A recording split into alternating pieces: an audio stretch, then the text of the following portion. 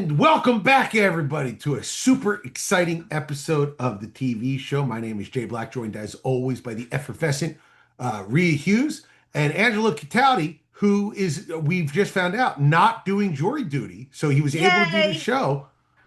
All right, So but as hold I was on. saying, I want to say Angelo, something. Guilty as charged. as I was telling Angelo, he's now just one angry man. He used to be Yes, 12. Now he's just one. not 12. And let's start with something that's making Angelo angry because he called me up, incensed, Rhea Hughes, about a topic he. I First used off, to receive those phone calls every day. there's a lot of. You can't accuse Angelo Cataldi of having no passion towards life No. because he's got a lot of passion. He said, Jay, my son wanted to go see Project Hail Mary, and we went to go find a theater for it.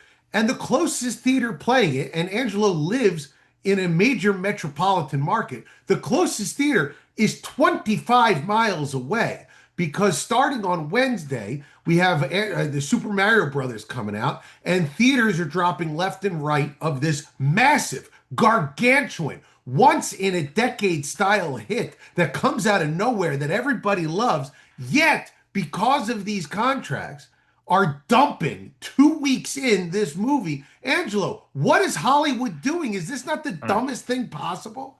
It is. Just understand the era, the post-COVID era we're in. The movie industry, 5 years beyond that, is desperate to fill theaters back up. They've done it a few times, Oppenheimer, Barbie, but a lot of the time, they're just dying out there. They get a movie that does it as well as you could hope to do it. Project Hail Mary.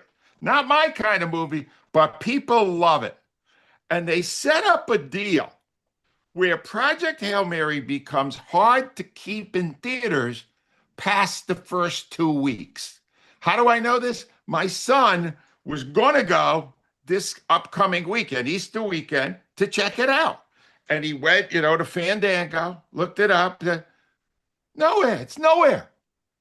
So he called me in a panic because he knew that I would get to the bottom of it. Oh, yes. I'm not sure I did, but what I know is this. So damn many theaters booked this stupid Super Mario Brother movie. I mean, literally 6 cinema theaters have 4 Super Marios running at different times the whole day. And I'm going, why? Can't you take a movie that's really successful and make sure people can get to experience it in a theater? It's not just IMAX, although IMAX is at the top of the list here because all the Super Marios got pushed into IMAX. But it doesn't make any sense when you're desperate to get people back in theaters to make it harder and harder for them to see the movies they want to see in theaters. It's stupid. Rhea, Guilty. Rhea, we kind of ran into this problem right after the show last week. We started looking for you and your son to be able to go, and we Yes. were having trouble finding it even last week. Number one, did you get a chance to see it? And number No, we two, haven't seen it because he actually decided to go away with friends last weekend to Bethany Beach. So he had more fun things to do. sure. But he's on spring break now. So I was hoping to go see it, but is it out of movie theaters now? Not entirely. Okay. It'll be, I'm going to say, as of Friday, when it's officially, the next week for movie releases, it'll be still in 15 or 20% tops. Wow. And Mario, literally, if you want to see Mario, they'll project it in front of your house. They can't get Mario in front of enough eyeballs. Now, I don't know about anybody else, but there's not a chance in hell that Super Mario Brothers is going to be a better movie than Project Hail Mary. Oh, if you It'll look at the earn critics, more money. Right, Jay, there's no way, right? There's no way that's going to be as big a hit. it's currently at 40% on Rotten Tomatoes. I think the Times of London gave it a 0 out of 5. I'll have to check on that. It said it's a completely useless movie. And here's the thing that drives me nuts about all this. Project Hail Mary is exactly the kind of movie that you want to bring people back to the theaters because it works best on a big screen.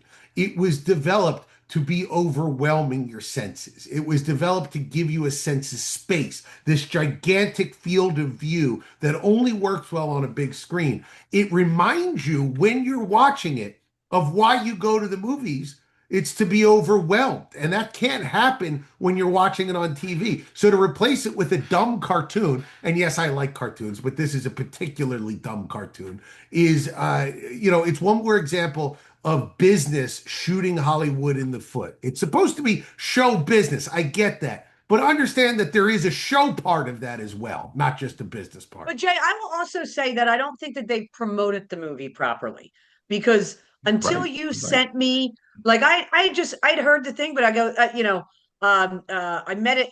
All I saw was a clip was I met an alien, and I'm like, okay, it's another alien movie. I'm not interested. You sent me the clip, and I watch it, and I go, oh, I'm in. Okay. Yeah. There's social media. I get stuff on social media, ads and stuff like that. I don't think that because the minute you showed it to me and I showed it to my son, we were like, oh, we are so in. We want to see this movie. So I think that a bit falls on the the movie company for not promoting this great movie. You're right. Yeah, that's a very good point. And there is one other thing, Jay, just as a ironic twist on this story. Now that it doesn't appear I can see Project Hail Mary in the theaters, I desperately want to. Of course you do. So maybe it's and I believe Project Hail Mary is made by Amazon, right? Yes, it's Amazon. That's another aspect that maybe Amazon wants it on their streamer. They do, Rhea, but they're going to make more money if they get people in theaters first. Yeah. And then you watch it 2 or 3 or 4 more times on Amazon and they'll cash in again. There is no logic to this. It doesn't make sense, but it's going to be a big story next weekend, Easter weekend, when people suddenly realize they don't have access to the #1 movie in America. It's stupid. Well, it's one of the things that I like is that we're not stupid here at the TV show. We have Rhea Hughes as our British consultant. And Angelo and I are big SNL fans. And we've both been enjoying the new SNL UK. So we said this week we were going to talk about it as a group. But I want to start with you, Rhea, because you are an aficionado of British television, all things British TV. Yeah. And this second episode was the first all British version of the show because the first one had Tina Fey hosting. Did you get a chance to check out SNL UK? And if you did, what were your thoughts on it? I did. So I watched it, and I will tell you, the open I thought was a riot with Tina Fey, with the plants in the audience who were clearly, British actors who I've seen in things, asking her questions. And I thought they were very funny, like, educate yourself. Who was the guy, the famous actor who's Canadian? Oh, Michael Cera, who shows up. Michael Cera. And she goes, well, you're from Canada. He's like, it's in the Commonwealth. Educate yourself. I thought that was very funny. Graham Norton, whose studio she was in. I said, okay, this has a lot of promise. Then they go to the stage commercials, which were always hit and miss with SNL. I thought Underage was so awful, that commercial. Basically said, like, especially, excuse me, in Britain with Prince Andrew, who has the issues with the young girls and Epstein. For their first spoof satire commercial to be linking it to underage girls, I thought was a real miss. I didn't find it funny at all. I did not find the episode in the hospital where these people were giving birth to a baby that was shy. And then there was the one where Tina Fey was the actress and they had a British actor and they were sitting down with the guy who reviews movies and he hated their movie. I thought that had such promise, but I thought it was a dud. I didn't find it interesting or funny at all outside of the open. Okay, so that's well, you know what, Rhea, you're not a big SNL fan though, right? I'm not. Yeah, but so maybe this is the format. You just don't like the format. Maybe it's that.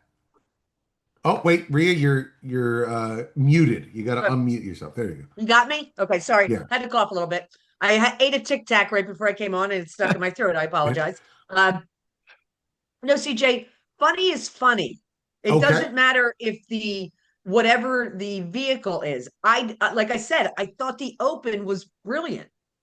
I thought the sketches were not very funny. Angelo, do you disagree with that, Well, or were you a fan of it's that first episode? see, I had a different perspective because I've watched the American version for so many years. I can't tell you, God, almost for the whole 50 that's been around. And it was, she's right that there's a lot of misses there, but not as many misses in the US version right now. The US version right now, you're usually going to get a good weekend update. Those Yes. are usually pretty strong all the time. You're going to get a pretty good cold open, which is usually very political. It's usually pretty funny, very topical. It aligns with my views. Let me put it that way. The rest of it is totally hit or miss. What I learned from this, I did a little, and I realized the American version is highly, highly reliant on the skills of the guest host. Mm. For Yeah. example, Harry Styles, for whatever reason, was really good. Harry Styles, it connected, and they wrote great. They were able to write better stuff because it was Harry Styles, this idol, and everybody loved him. And then there was a guy named Finn Wolfhard. Yeah, from Stranger I don't Yeah. even Things. know who Yeah. that is, but it He's was from awful. Stranger Things. He's Like, Stranger well, yeah, Things. it was stranger that night. I'll tell you that. It sucked. All right. So, I mean, but the UK thing, I have a feeling, and Jay, you're the only one who's seen the second one yet. They Yes. don't release them right away. Yeah. I have a feeling that the UK version is going to be like most TV. It's going to be better than the American Could version. be. I mean, even the stuff I didn't understand, like in their weekend update, I found funny just in the way they presented it. Right. I'm a fan. I will now watch both versions. So I'll watch both versions as well. I thought the SNL UK was very good. And I was watching the second episode, and the first major sketch in the second episode is a kidnapping sketch. And just to give you the premise of it, this guy has kidnapped a girl, and he said, if you ever want to see he's making a video for the boyfriend. Says, if you ever want to see your girlfriend again, you got to pay me. And she interrupts him and goes, I don't know if we're at the point where we could say we're boyfriend girlfriend yet. And then Oh, he gotcha. goes, well, this is your friend. And she's like, oh, no, I'm not, we're not friends. We're more. And she starts explaining their relationship to him. And it's a very, very good premise for a sketch. I got a theory. And my theory is these are sketch comedians bringing all of their best stuff Yeah. to the show in the first couple of weeks of the show. Because that to me felt like a sketch group sketch from like that had been tested for years and years and years being brought to the mainstream. This happens with SNL. You'll see like a new person come on and they'll do their big character from their Chicago days or whatever. And the question is, great, what's next? So Yeah. I'm a big fan of the first two episodes, but I think that there's a lot of lingering greatness from their early Yeah. days that's making its way in the show. I'll be interested, Angelo, to see what like episode 5 of season 2 looks like, to say that it's better Yeah. than the American version. Well, it's on Peacock. If anybody wants to see it, eventually, it usually takes a day or two after Saturday night for them to put it on there. And I think you'll find, I mean, if you like SNL at all, I think it's fun to see how another country does it, Yeah, especially a country that does TV very well. absolutely. All What right. I learned is that I really was never a fan of SNL. Yeah, you never were. I think that we're learning that as well, Rhea. Yes. Now, Rhea, last week we were talking a little bit about the Oscar fallout, and one of the things that you mentioned I thought was very interesting was about how Timothy Chalamet kind of talked himself out of an Oscar. You Yep. know, he went on this like hard campaign, and 2 years ago when he was running, it felt kind of like it was cute. It was this guy wants an Oscar really Adorable. bad. Yeah. And now it didn't feel so cute. And you brought up a couple of names, I thought, like Bradley Cooper is one that really, that guy would do anything for an Oscar Yeah. right now. And, Right. you know, the question was, who are some of the tryhards in the entertainment industry that we see and we go, you know what, stop trying so hard, you're not going to win your Oscar. Rhea, what are some of the names you mentioned? I thought that was interesting.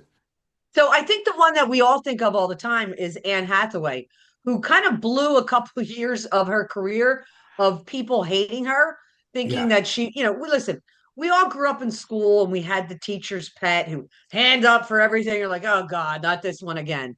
And I think it was for Les Mis is what she was stumping for when she was going for Yeah. her Oscar. And for years, people didn't like her. And I think it took her a while to win, not just, the Hollywood people back, to win the audience back. Because I think here's what it is people respect great when people do great things, when they're a great athlete, when they're a great actor, when they're a great talk show host. But when they like to tell you again and again how great they are, that immediately you start going, then you start finding things to go, well, were they really that good? People just they don't mind people being confident, but they don't like people trying to push their way to an award. And I think that's what I think Jennifer Lopez went through that with Hustler, which people thought was very good, but she was trying to use it to legitimize herself as an actor. And Bradley Cooper's done it. So yeah, I think they should have a team around them that should tell them when it's enough. Angela, any people stand out to you as a tryhard? People Oh, standing on the Dallas Star and posing well, kind of I'll people. go back to the original. All right. This all began in 1999 when a man who is currently in prison for a wide variety of sexual assaults, Harvey Weinstein, Wow. began a massive campaign to somehow promote Shakespeare in Love in a year in which Saving Private Ryan was one Wow. of the finalists. This is back when they only had five choices. And Shakespeare in Love, to the shock of everyone, won because of the campaign, not because it was a better movie than Saving Private Ryan. Saving Private Ryan is a classic. Shakespeare in Love, no, not even close. But that started this whole process. So you've got a model that was created by somebody so depraved he's in prison for the rest of his life. Yeah. Probably not a great model to begin with. Right. But to me, Chalamet, and I got a lot more on this when I get to my segment because I watch Marty Supreme. Chalamet should not have ever been rolled out to politic for Marty Supreme or himself because he is a jerk. He Yeah. is not a good guy. And all that stuff with opera and ballet and all that was just him being himself. And don't put him on. Here's the thing, he was so good in this movie because he's a jerk in the movie. It didn't require much change for him, it wasn't a reach. But the bottom line on it is, if you're going to send Dakota Johnson to me to try to politic for a movie she's in, I think that would work. Yeah. But Timothy, because she's sweet and she's beautiful, but if you've got Timothy Chalamet, send them to another country for a month and Right. get somebody else to politic for the movie. It doesn't work. It's not the right way to do things. I'll say this: Shakespeare in Love was so long ago. Gwyneth Paltrow wore underwear to the Right. Oscars. That's how long ago it was. All right. So one person that I know, Angelo Cataldi, that never needs to politic because his stuff is so good. He just has to Right. tell you about the stuff. Is our friend Steven Singer? Tell me about Steven Singer. He's never had to politic because if you do it right, you don't need to fake people out. You don't need to promise them things you can't deliver on. Steven Singer does it real simple, the right way, the simple, clean way. You go to a store, you see an item, that's the price. You buy the item if you want it. You know you're getting a fair price. You're not going to a sale. You're not getting the mumbo jumbo. All right, you look good. I'm going to give you 20% off, all that crap. Doesn't play that game. He just says, I have enough respect for the people coming into my jewelry store that when they come in and they look at a price tag, that's what it is.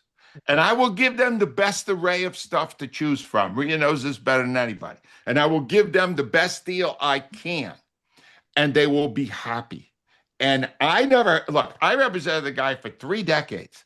I never got one complaint in 30 years from anyone. And that didn't happen with everybody I represented. So this is the guy. Now, Rhea will explain to you what's available because it's always great.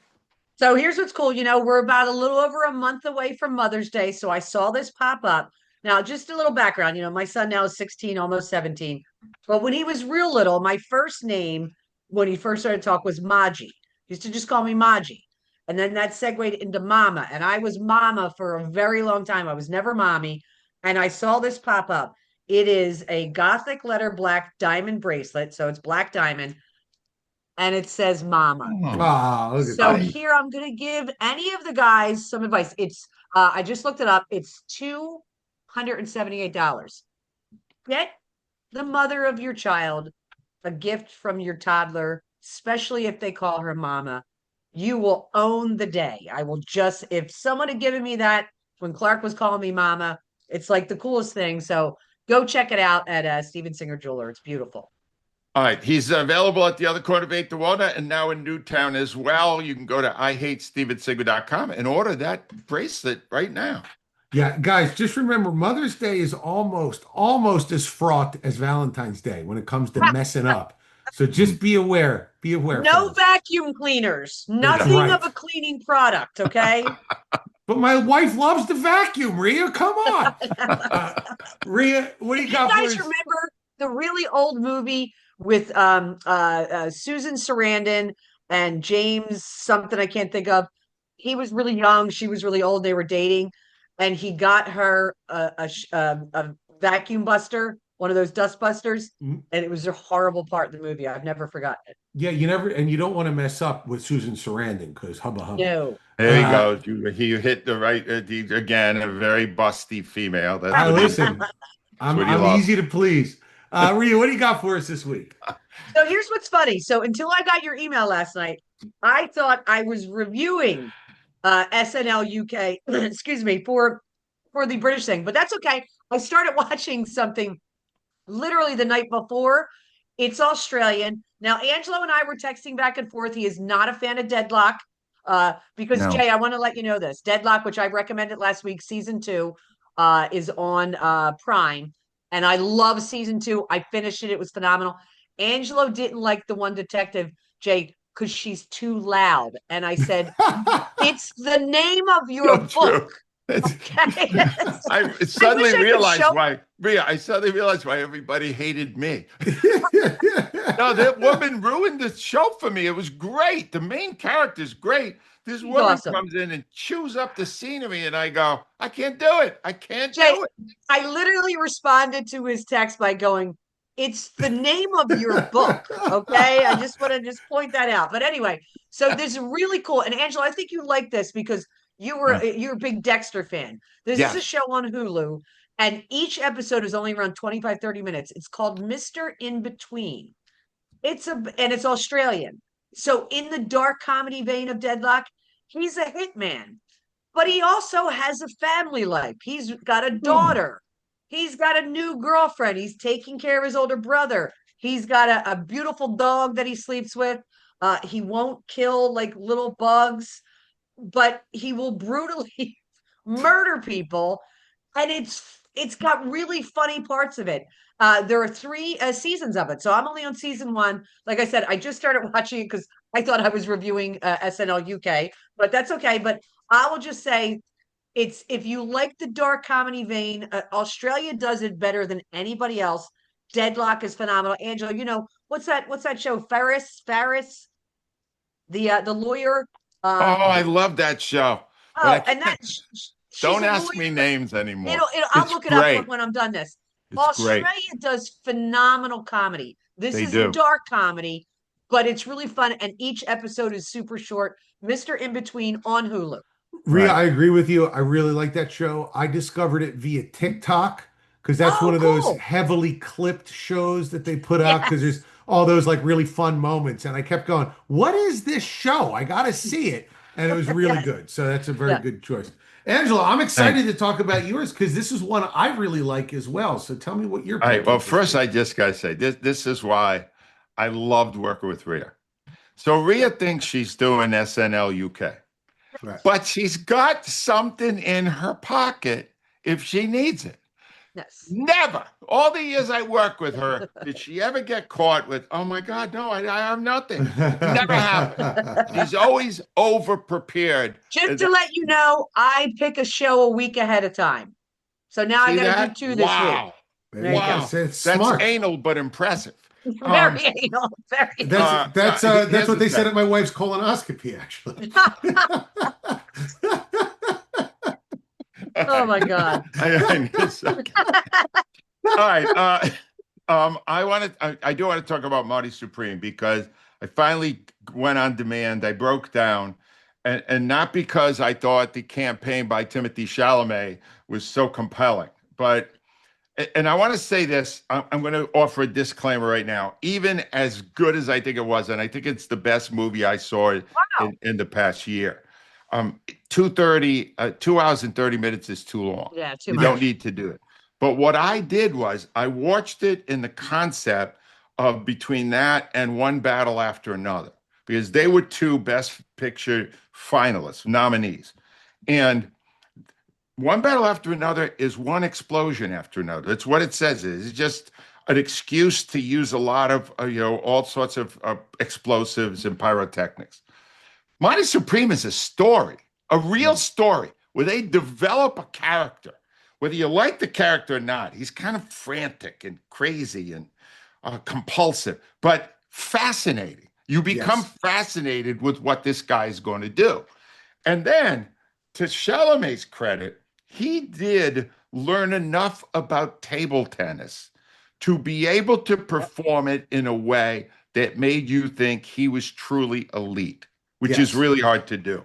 The story is great. It never bogs down, although I thought the part that finally gets him back to Tokyo, they didn't need, even Gail, who watched it, said if they had just shortened that, it would have been a better movie. But Yeah. nobody Agreed. wants to shorten anything anymore.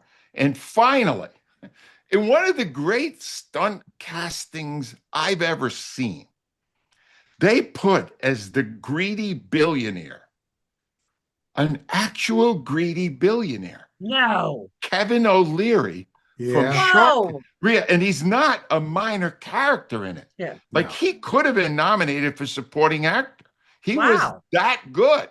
And I'm telling you, that's the thing. Chalamet was kind of Chalamet in it. O'Leary was kind of O'Leary in it. Yeah. And it was great. And it had a great ending. And the whole thing, you got to see it. I'm telling you right now, you got to see Marty Supreme. It's the best movie I saw in the past calendar year.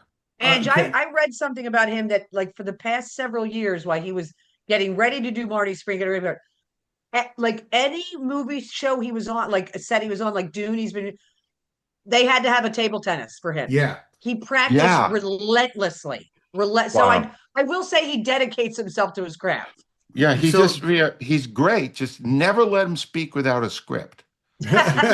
When he reveals himself, he screws Yeah. himself. He's Yeah. kind of a young kid who's a punk. He's got a Kardashian girlfriend, and the world is at his feet. And I guess he yeah. can't get him to. But it's a great performance, and it's a terrific movie. So a couple of things, Angelo. It was my second favorite movie of last year. I loved Marty Supreme. I thought that first off, Odessa Azion, who is the love interest in that movie, she's got a career in front of her. She's beautiful, but she's got a very distinctive look and movie star chops. I want to say Kevin O'Leary's performance made me so upset because I so disliked that person as a human being, and he did such a good job in the Yeah. movie that. And the Safdies have a habit of doing this because in Uncut Gems they had Francesa. Yeah. They should have had you, Cataldi. Should have been you, No, but they did Princessa Mike was the Fran, right choice. and he was good in that movie. He was Yeah. not bad in Uncut Gems. But what a great thing. The thing I'll give Timothy Chalamet for in this movie, Angelo.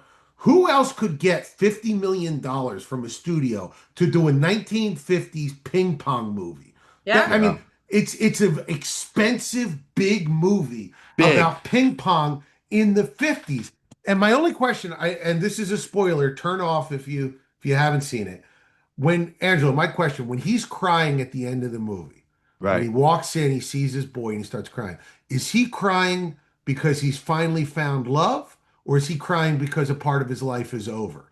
Or is it You both in think your estimation? I would be so remiss to try to interpret the work of Benny Safdie? That's the whole point, Jay. Right.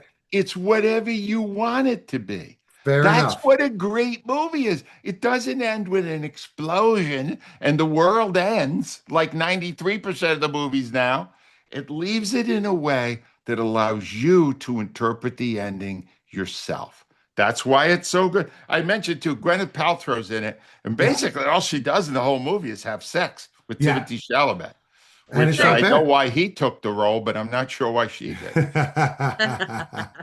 All right, Jay, Angela, what? real Yeah, quick, yeah. at the end of 2017 Super Bowl, Clark had gotten 103-degree fever at halftime, Ooh. and I had to cold compress him the entire second half while I'm watching the Super Bowl, which I have to talk about with Angelo. Literally, my brother was handing me cold compresses all the time. At the end of it, at the end of the game, his fever breaks. He goes under 100. My brother hands me a glass of champagne, and I'm watching it. And I burst. I go, what happened? He goes, we won. I burst into tears. To this day, my brother says he will never be sure if it's because Clark's fever broke or the Eagles won the Super Bowl. I Was that mean, 2017, man? Was that Yeah, 2017? 2017. Yeah. Wow, that was Yeah.